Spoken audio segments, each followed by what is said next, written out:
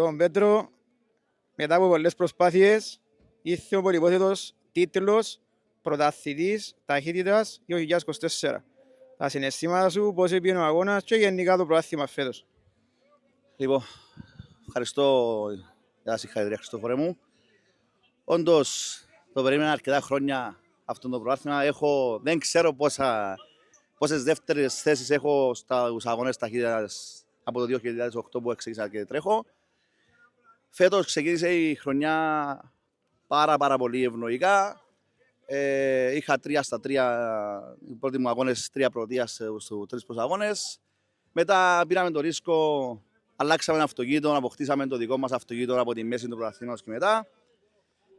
Μπορώ να πω ότι στο παραλίμνη δεν ήμουν αρκετά έτοιμος, δεν ήμουν δεμένος με το αυτοκίνητο, δεν το είχαμε φέρει στα μέτρα μας, δεν μας επέτρεπε ο χρόνος. Κάναμε και το ράλι πριν ένα μήνα, όσο μας επέτρεψε πάλι με τα προβλήματα, προσπάθησα να δεθώ μαζί του. Σήμερα ήρθα, νομίζω, πιο έτοιμος από ποτέ.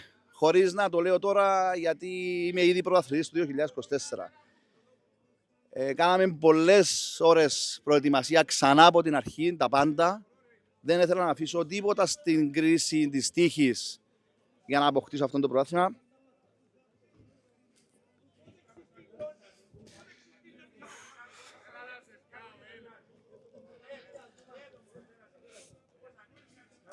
Το ήθελα.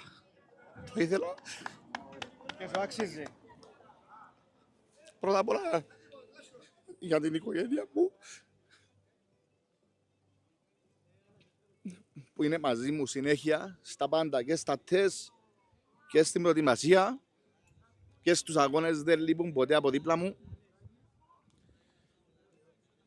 Αλλά το μεγάλο ευχαριστώ φέτος μπορώ να σου πω ότι πάει στους δύο φίλους, στο Γιάννο Ιωαννίδη και στο Λάμπρο Ιωαννίδη, τα παιδιά τους Πέψης που ξέρουμε, της Rally Team. Ειδικά ο Γιάννος θυσιάσε πάρα πολλές ώρες πάνω μου. Έχουμε αποκτήσει μια πάρα πολύ καλή φιλία. Έχουμε κάνει μια καλή ομάδα. Τον ευχαριστώ πάρα πολύ. Και χωρίς τον μέγα χωρικό μου που είναι ο Ψάλτης Auto Parts, δεν θα ήμουν εδώ σήμερα. Και δεν θα είμαι ούτε του χρόνου εδώ αν δεν σταθούν δίπλα μου. Τους υπερευχαριστώ όλους. Συγχαρητήρια σε όλους τους συναθλητές μου. Συγχαρητήρια στον Ηλία που μετά την ατυχία του σήμερα βρήκε το θάρρος να οδηγήσει άσχετον αποτελέσματος. Αυτή η ατυχία του Ηλία μπορεί να μου έδωσε εμένα το πρωτάθλημα σήμερα. Δεν θα χρειαστεί να παλέψουμε στο άλλο αγώνα. Αλλά αν στραφούμε πίσω στην αρχή της χρονιάς, εγώ είπα ότι βλέπω τον Ηλία πρωταθλητή φέτος. Και το δήλωσα και είναι γραμμένο κάτω. Τώρα, αν είμαι εγώ και όχι ο Ηλίας, για μένα δεν σημαίνει τίποτα. Σίγουρα θα επανέλθει στο 25, θα είναι και ο Ηλίας εδώ να μονομαχήσετε ξανά. Και σίγουρα ήταν ένα σαρπαστικό πρωτάθλημα από μεριάς εμείς σαν φίλαθλοι που το έχουμε παρακολουθήσει. Και ευελπιστούμε ότι το 25 θα είναι ακόμη πιο θεαματικό.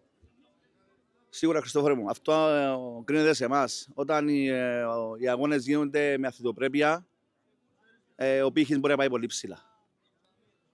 Εύχομαι σε έναν πολύ πιο δυνατόν 2025 και πολύ πιο ενωμένο με τα προβλήματα που ξέρουμε ότι μας ταλανίζουν στο αυτοκινητάθλημα. Είναι καιρός να αναλάβουμε όλες τις ευθύνες μας και ο καθένας με τον τρόπο του να αφήσει πίσω ό,τι κακό συμβαίνει και να προχωρήσουμε μπροστά. Είναι κρίμα.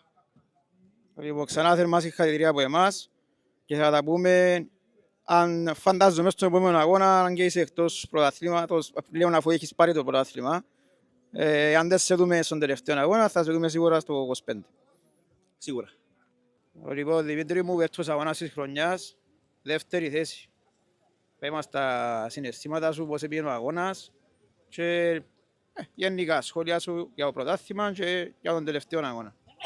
Σίγουρα έναν άμυκτα τα συναισθήματα, γιατί ήθελα να πάει και καλά ο μικρός ο Πκερή που έκαμε το λάθος του στη δοκιμαστική. Για μένα μου αρέσει η πίστα η συγκεκριμένη, την πάω. Ήξερα ότι θα πήγαινα καλά, αλλά όχι ως σε δεύτερη θέση. Το αυτοκίνητο δούλεψε άψογα γιατί βρήκαμε κάποια λάθη που είχε όλη τη χρονιά. Ευτυχώς τα βελτιώσαμε, έδειξε ότι δουλεύει το αυτοκίνητο. Πρέπει να βελτιωθούμε κι εμείς λίγο. Εντάξει, μπήκαμε σε μια ηλικία, αλλά πάμε καλά. Έδειξες ότι... Θέλω να ευχαριστήσω τους σπασορές μου, την Ένεος, τον φίλο μου Νικολαίδη, τον Nick Topherth, την Swiss Energy και όλους είναι δίπλα μας που μας βοηθούν, τον Αντώνης και Σταύρος, αυτούς. Συγχαρητήρια θέλω να δώσω και στον Πέτρο για την κατακτήση του πρωταθλήματος που τον εξασφάλισε από τον αγώνα, γιατί ήταν ο πιο σταθερός οδηγός στη φετινή χρονιά.